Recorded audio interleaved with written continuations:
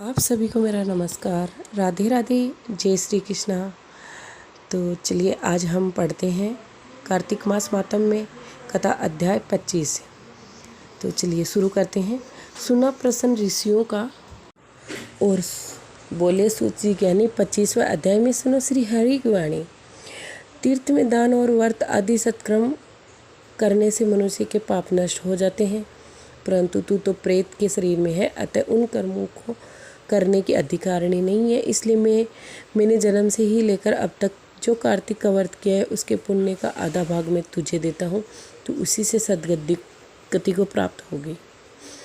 इस प्रकार कहकर धर्मदत्त ने द्वादश कार के मंत्र को श्रवण कराते हुए तुलसी मिश्रित जल में जो ही उसका अभिषेक किया, त्यों ही वह प्रेत योनि से मुक्त हो प्रज्वलित अग्नि शिखा के समान तेजस्विनी एवं दिव्य रूप धारिणी देवी हो गई और सौंदर्य में लक्ष्मी जी की समानता करने लगी। तदंतर उसके भूमि पर दंड की भांति गिरकर ब्राह्मण देवता को प्रणाम किया और हर्षित होकर गदगद वाणी से कहा, हे द्विज श्रेष्ठ, आपके प्रसाद से आज मैं इस नरक से छुटकारा पा गई। मैं तो पाप के समुद्र में डूब रही थी और आप मेरे लिए नौका के समान हो गए। वह इस प्रकार ब्राह्मण से कह रही थी कि आकाश से एक दिव्य विमान उतरता दिखाई देता। वह अत्यंत प्रकाशमान एवं विष्णु पधारी पार्षदों से युक्त था। विमान के द्वार पर खड़े पुण्यशील और सुशील ने उसे देवी को उठाकर श्रेष्ठ विमान पर चढ़ा लिया तथा धर्मदत्त के बड़े आश्रय के साथ उस विमान को देखा और विष्णुधारी पार्षदों को देखकर साष्टांग प्रणाम किया।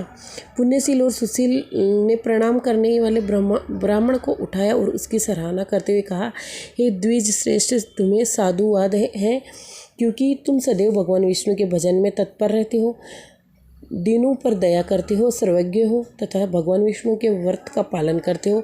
तुमने बचपन से लेकर अब तक जो कार्तिक व्रत का अनुष्ठान किया उसके आधे भाग का दान देने से तुम्हें दूना पुण्य प्राप्त हुआ है और सैकड़ों जन्मों के पाप नष्ट हो गए। अब ये बैकुंठ धाम में ले जाई जा रही है और तुम भी इस जन्म के अंत में अपनी दोनों स्त्रियों के साथ भगवान विष्णु के बैकुंठ धाम में जाओगे और मुक्ति प्राप्त करोगे।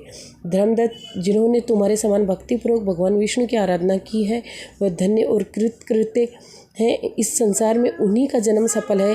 भली भांति आराधना करने पर भगवान विष्णु देहधारी प्राणियों को क्या नहीं देते। उन्होंने ही उत्तानपाद के पुत्र को पूर्व काल में ध्रुव पद पर स्थापित किया।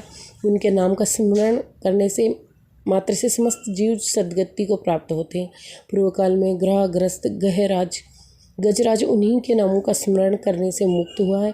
तुमने जन्म से लेकर जो भगवान विष्णु को संतुष्ट करने वाली कार्तिक व्रत का अनुष्ठान किया उससे बढ़कर ये यज्ञ न दान और न ही तीर्थ है।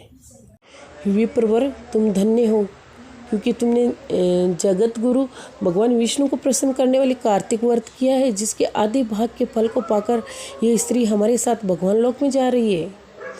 तो कार्तिक मास 25वां अध्याय समाप्त। अगला अध्याय हम कल पढ़ेंगे। तब तक के लिए राधे राधे, जय श्री कृष्ण आप सभी को।